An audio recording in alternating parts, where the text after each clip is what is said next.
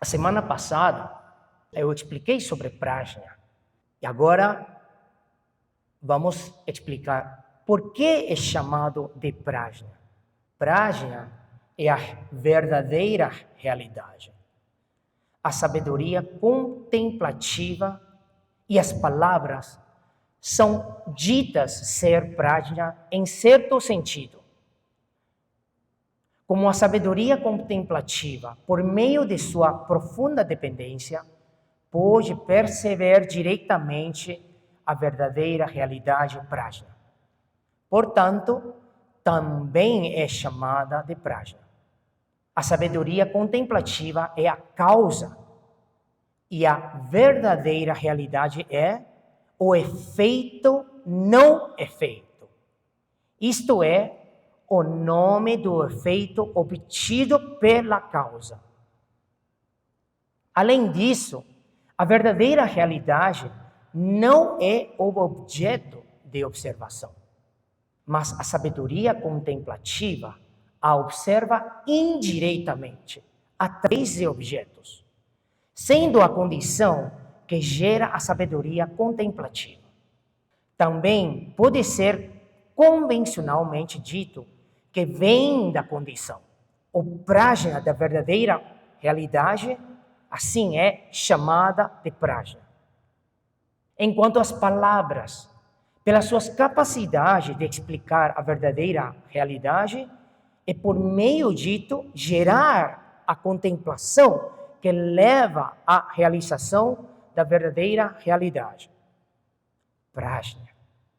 Portanto, também é nomeado Prajna a partir do que é explicado. Okay. Então, o que falei agora? Então, tenho duas analogias.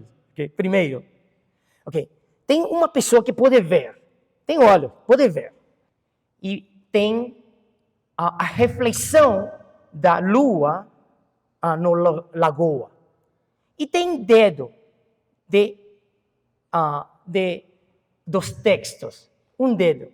Depois tem a lua que está no céu. Então, se a pessoa quer ver a lua no céu, mas a lua está cheia e está muito brilhante, então alguém aponta o dedo à lagoa para ver a reflexão da lua. Okay? Então, isso representa como palavras. Estava apontando. E depois de poder acostumar e ver a reflexão da lua na lagoa, e aí depois ver a lua diretamente. Mas o que acontece se alguém decide somente ver o dedo? O dedo aponta a reflexão e essa pessoa somente vê o dedo. O dedo aponta a lua e a pessoa somente vê o dedo e não vê diretamente a lua. Então, tanto palavras, tanto a sabedoria contemplativa são no processo para chegar a quê? A verdadeira realidade. Que é além do objeto-subjeto. A outra analogia é o voo. Eu quero ir a Taiwan. Então eu tomo voo a Taiwan. Mas ao tomar esse voo não significa que eu já cheguei em Taiwan. O voo é chamado o voo a Taiwan. Mas tem que ainda viajar de aqui a Nova York, a Toronto, a Dubai, e aí fazer a transição e daí poder chegar finalmente em Taiwan. Então, ao chamar algo, é somente indicando a destinação final. Então, quando falamos do Prajna, estamos falando de o que vamos obter no final. Mas é todo um processo. Não é ao falar já é obtido. Então, qual é o uso, a utilidade do Prajna?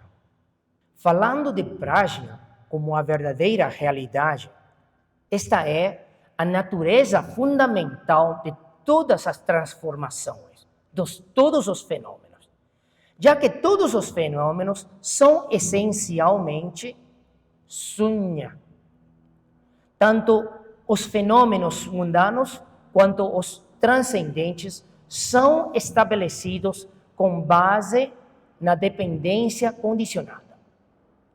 Esta é a raiz da ilusão e também da iluminação. Os seres sencientes são iludidos ou iluminados, e os seres ordinários têm essa noção do interior ou exterior, e os nobres têm grandes e pequenos, alcançam ou não a realização final. Tudo isso vem da compreensão, seja superficial ou profunda, da verdadeira realidade. Por isso, o Sutra diz: todos os sábios e nobres diferem devido à realização do incondicionado. Falando de prajna como sabedoria contemplativa que corresponde à verdadeira realidade. Isso pode ter dois significados. Primeiro, realizar a verdade para se liberar do ciclo de nascimento e morte.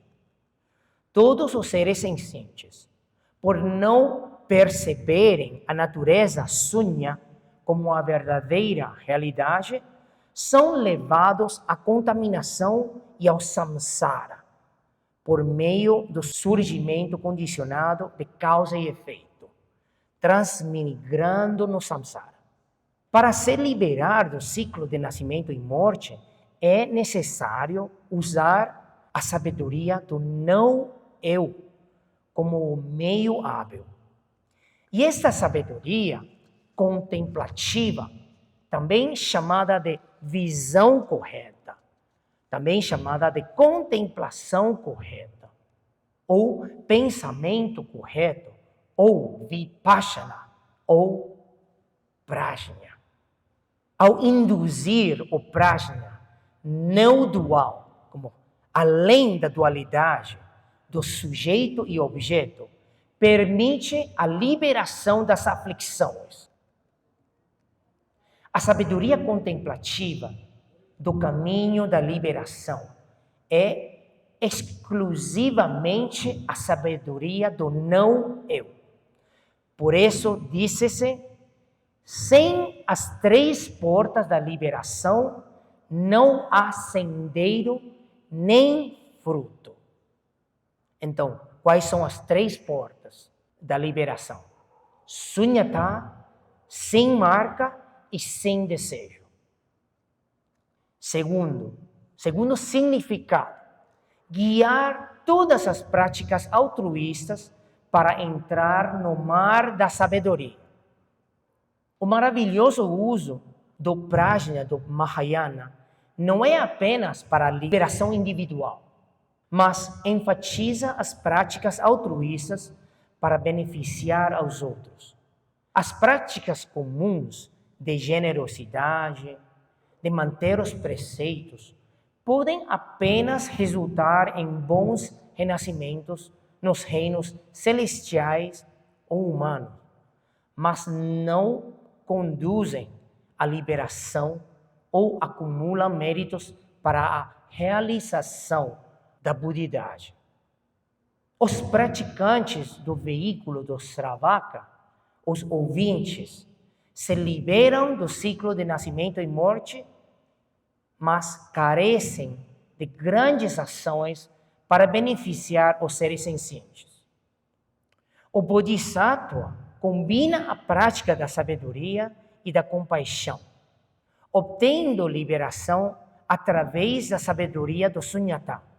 E então, com a grande compaixão como base, usa a não obtenção como o grande meio hábil, guiando todas as práticas para universalmente liberar os seres sencientes, adornando o fruto supremo do Buda com as causas das práticas.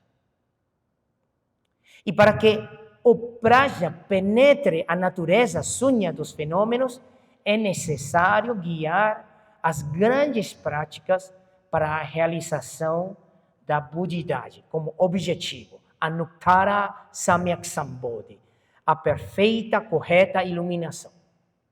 Então, entre esses dois significados, realizar a verdade para se liberar do ciclo de nascimento e morte é comum aos três veículos do prajna. Três veículos referem-se a Sravaka, Pratyeka-Buddha e Bodhisattva. É o que é comum. Mas o outro é guiar todas as práticas altruístas para entrar no mar da sabedoria. É o uso maravilhoso, exclusivo do prajna do Bodhisattva. Então, a quem pertence o prajna? É o ensinamento do prajna. A quem pertence? Falando do prajna como verdadeira realidade, ele é comprovado por praticantes dos três veículos. Portanto, pertence aos nobres dos três veículos. Três veículos está referindo a Sravaka, Pratyeka-Buddha e Bodhisattva. Falando do prajna como sabedoria contemplativa, como referido à liberação do ciclo de nascimento e morte, o prajna é comum aos três veículos. Por isso, o sutra diz: aqueles que desejam aprender o estado de um Sravaka devem ouvir o prajna paramita. Aqueles que desejam aprender o estado de um Pratyeka-Buddha devem ouvir o prajna paramita. Aqueles que desejam aprender o estado de um Bodhisattva também devem ouvir o prajna paramita. No entanto, quando o Buda ensinou os sutras do prajna paramita, foi de fato para instruir os bodhisattvas. Portanto, o prajna pertence aos bodhisattvas. Como o próprio sutra diz, para aqueles que buscam o grande veículo, para aqueles que buscam o veículo supremo, o Buda falou do prajna. O sutra Sandhinirmochana também diz, ensinado apenas para aqueles que buscam praticar o grande veículo. Assim foi ensinado o prajna paramita. Contudo, embora o Buda ensinasse o prajna principalmente para os bodhisattvas, praticantes dos dois veículos, Sravaka e Pratyeka-Buddha, também estavam presentes, ouvindo ao lado. O sutra afirma, para alcançar o fruto dos dois veículos, é necessário estudar o prajna, o que certamente significa que os três veículos entram na mesma natureza do Dharma, também sendo a porta não dual para a liberação do ciclo de nascimento e morte, a sabedoria do não eu. Portanto, o prajna é ensinado através dos três veículos, mas destinado aos bodhisattvas. Agora, por que o prajna pertence aos bodhisattvas e não ao Buda? Falando do prajna de maneira única e abrangente, o Buda certamente possui prajna. No entanto, quando o Buda ensina o prajna, ele enfatiza a sabedoria da verdadeira realidade, que leva à iluminação além das palavras. Lembram? A questão é além das palavras, guiando todas as práticas de beneficiar aos seres. expliquei já que é prajna. Agora, que é paramita. O termo sânscrito, paramita, é traduzido como chegar a outra margem. Simplesmente traduzido como a transcendência. Chegar a outra margem significa praticar e ser capaz de ir daqui para lá. Mas não significa que já chegou. Está falando do processo. Paramita fala do processo. Não é feito, é fazer. Fazendo esse processo. Portanto, o foco está na prática de ir daqui para lá. E tudo o que pode levar da roda do samsara a bodhi, o despertar, pode ser chamado de paramita. O sutra menciona 6 paramitas ou 10 paramitas. Mas a verdadeira paramita é apenas o prajna. Todas as outras, generosidade, disciplina, paciência, diligência, concentração, esses 4 paramitas são nominalmente paramitas, convencionalmente paramitas, mas prajna está no centro. Pois sem a orientação da sabedoria do sunyata, do prajna, práticas como a generosidade não se qualificam como paramita. Porque a prática dos sravakas, capaz de atravessar o rio do samsara para a margem do nirvana, não é chamada de paramita. Porque paramita também implica realização final. Então, apenas quando se pode esgotar completamente a verdadeira realidade de todos os fenômenos, completando todos os méritos para o benefício próprio e dos outros, de todos os seres, é que se denomina paramita. Os 3 estudos incondicionados dos sravakas, quais são disciplina, concentração e sabedoria, não são definitivos, finais. Por isso, não são chamados de paramita. Sutra. O que significa sutra? O termo sânscrito sutra é traduzido ao chinês como jin.